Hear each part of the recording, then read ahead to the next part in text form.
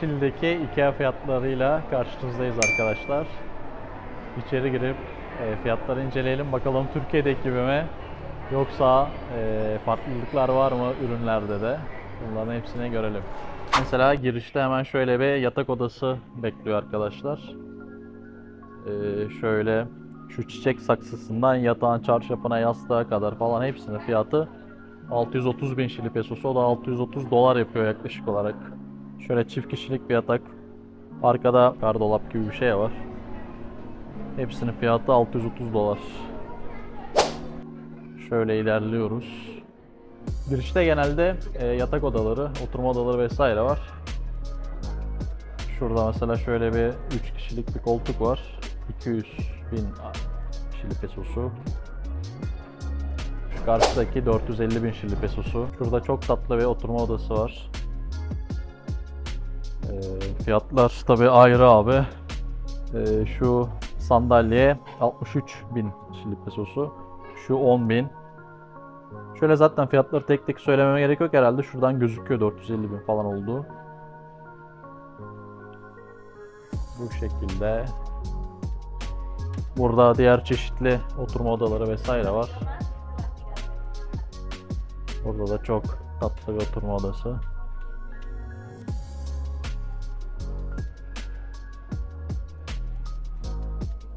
Burada koltukların, çekyatların bulunduğu bir bölüm var. Şu mesela 400 bin Şili pesosuymuş. Şöyle 3 kişilik. Şu 600 bin Şili pesosu.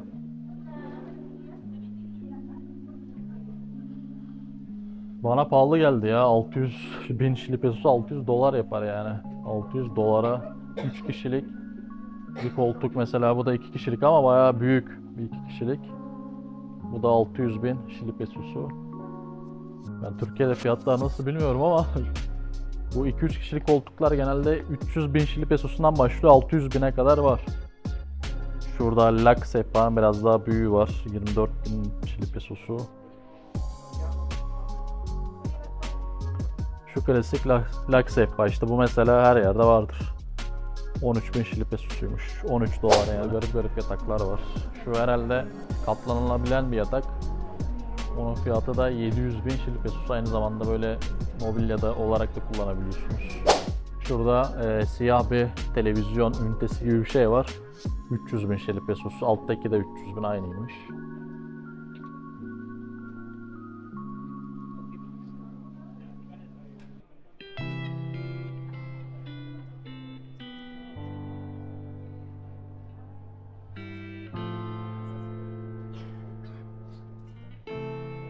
Şurada bir mutfak var abi.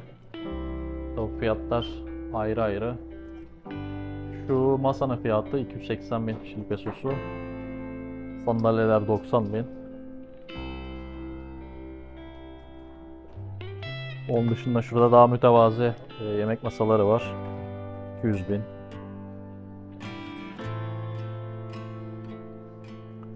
Şurada biraz daha uygunu var. 130 bine.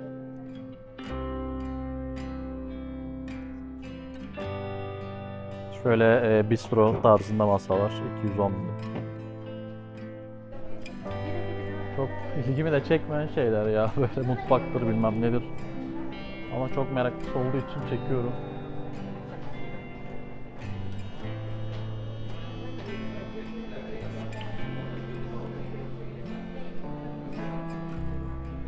Mutfak bölümüne geldik abi. Burada tavalar, mavalar, bilmem neler var. Şu mesela 23 bin Şili pesosuymuş. Bayağı da küçük. Döküm de değil, döküm ürünümlü çakma, dökme tava.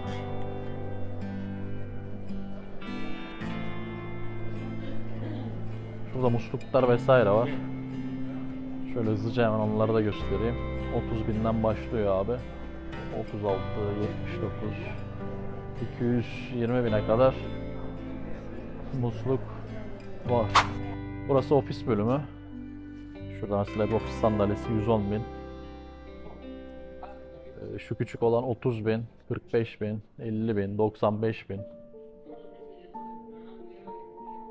Böyle gidiyor. Şurada biraz daha profesyonel olanlar var. Patron koltukları vesaire, oyuncu koltukları. 130 bin. Şurada daha mütevazı var 60 bine. 90 bin, 130 bin. Fiyatlar neye göre ayarlanıyor artık bilmiyorum arkadaşlar. Sonuçta IKEA tüm dünya ülkelerindeki IKEA mağazalarındaki ürünlerin birçoğu aynı. Modeller, isimler vesaire. Fiyatlar da dolar bazında aynı mı bilmiyorum. Fakat bana bir tık pahalı geldi. Zaten IKEA'da ülkemizde son yıllarda bayağı pahalıydı. Eskiden o kadar değildi ama son bir 4-5 yıldır pahalıydı zaten. Burası da bayağı pahalı gibi geldi bana.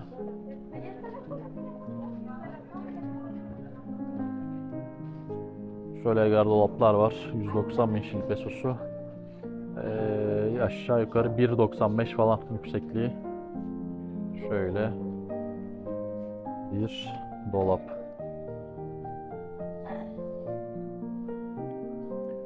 Tabi bu dolapları böyle almıyorsunuz abi, bildiğiniz gibi demonte şeklinde alıyorsunuz. Onu da hesaba katmak lazım.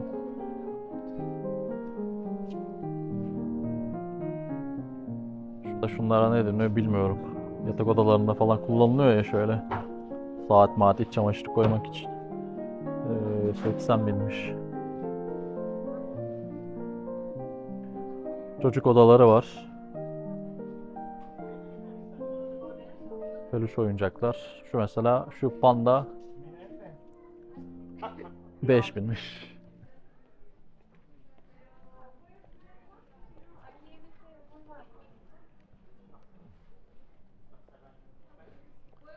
IKEA çok da gerekli bir mağaza değil bence ya. Hem ürünler bence çok dandik. Sunta falan zaten dolapların birçoğu. Hem de aşırı pahalı. Marka yani sadece.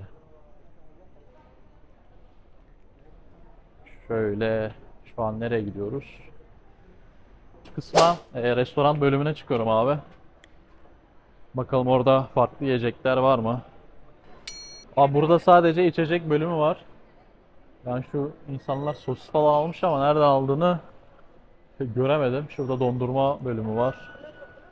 Fiyatlar yazmıyor. İçecekler vesaire.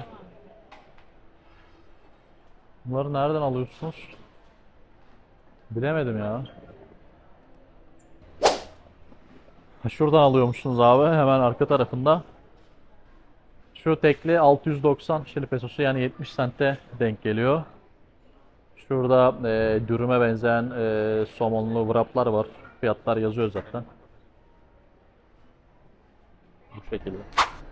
Bu arada restoran kısmı da vardı ama orası kapalıydı şu an için. Dolayısıyla orayı çekemedim abi. Yine Mercado'da bulunan şöyle bir restoranta geldim arkadaşlar.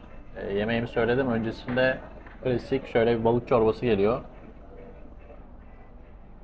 Balık çorbası mükemmel abi. Şöyle zaten bir sürü limon ve pepra geliyor. Balık çorbasına limon bayağı yakışıyor abi. Bol limonlu.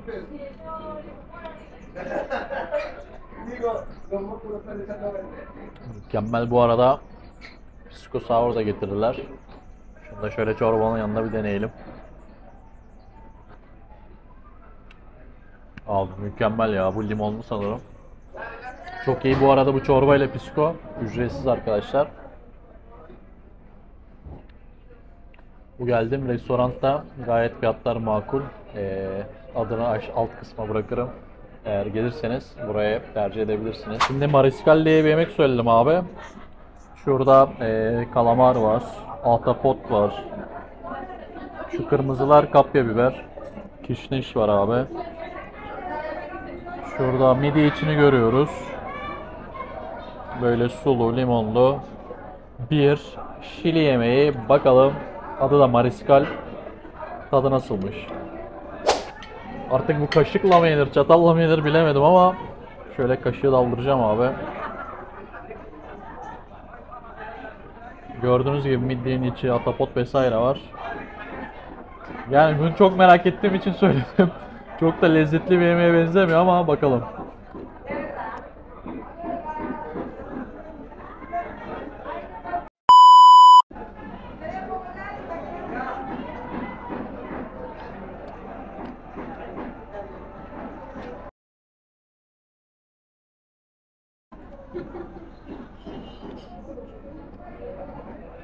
Abi deniz suyu içiyormuş gibi hissediyorum kendimi.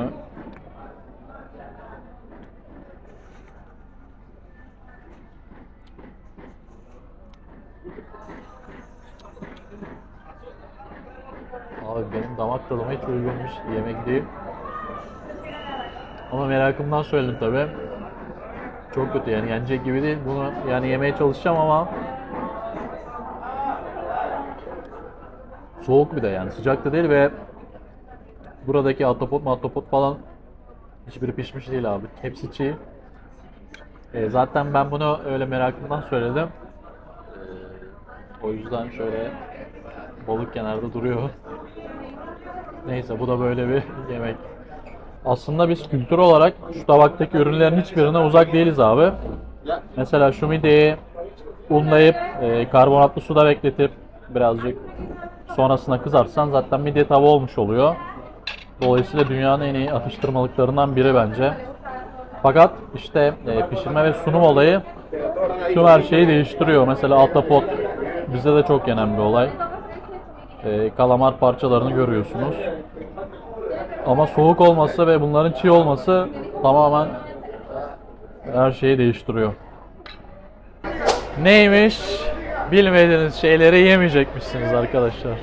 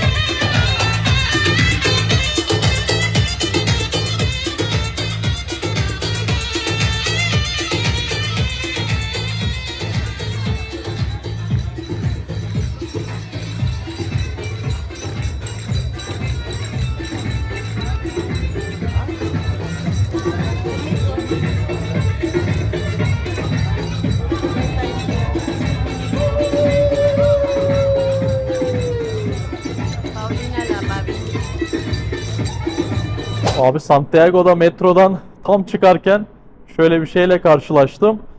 Dikkatli bakınca şu Kız Kulesi'nden, köprüden falan dedim ki bu İstanbul ya. Derken şöyle herhalde bu Çinilerden dolayı böyle bir şey yapmışlar. İznik Vakfı diye. Şurada da İstanbul'un Asya kıtası vesaire diye buraya yazmışlar. Bu arada bu Santiago'da Alcantara metro istasyonunda bulunuyor. Bu metro istasyonu da bu arada Atatürk büstünün bulunduğu metro istasyonu. Çok enteresan bir görüntü oldu arkadaşlar. Tam karşı tarafında da böyle Ayasofya'nın, Galata Kulesi'nin, Tarihi Yarımada'nın bulunduğu bölgeyi buraya işlemişler arkadaşlar. Şöyle ilk göstermiş olduğum yerde hemen şu karşıda. Ya bu kadar Türkiye ile ilgili İstanbul falan var. Mustafa Kemal Atatürk var. Yani şu Alcantara nedir ya? Bizim büyükelçiler falan uyuyor herhalde. İnsan şuraya bir Mustafa Kemal Atatürk durağı veya İstanbul durağı falan koyar. Türkiye durağı diye bir isim koyabilir. Böyle bir çalışma yapabilir. Ben bu büyükelçilerin ne iş yaptığını gerçekten çok merak ediyorum, veya konsolosların. Atatürk büstünün bulunmuş olduğu parka geldim arkadaşlar. Şöyle arka kısımları çok güzel bir park. Şuraya şelale yapmışlar. Ve Mustafa Kemal Atatürk'ümüzün de büstünü tam olarak buradan çok net bir şekilde görebiliyoruz arkadaşlar.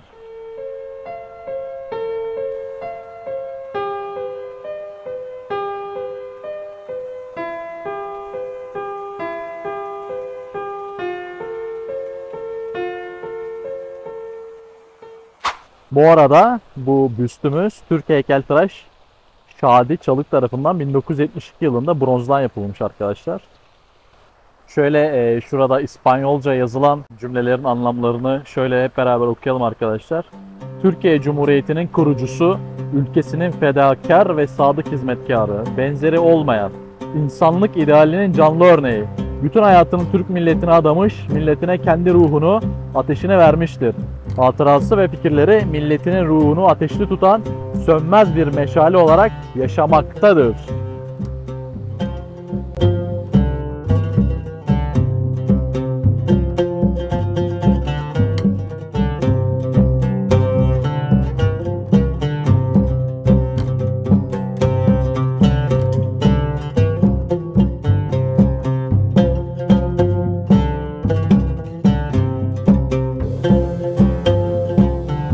Ben gerçekten Atatürk büstünün bulunmuş olduğu yeri, parkı hemen şöyle göstereyim.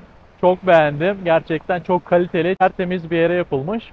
Bu arada buraya gelmek için Santiago merkezden herhangi bir metroya binip direkt olarak Alcantara metro istasyonunda inebilirsiniz. Daha sonrasında işte 250 metre yürüme mesafesinde buraya gelebiliyorsunuz. Zaten Mustafa Kemal Atatürk anıtı diye yazdığınızda Google haritalara vesaire çok rahat bir şekilde çıkıyor arkadaşlar lokasyonu. Buradan da bu şekilde Atatürk'ümüzü anmış olduk. 10 Kasım vesilesiyle herkese iyi günler. Kucak dolusu selamlar.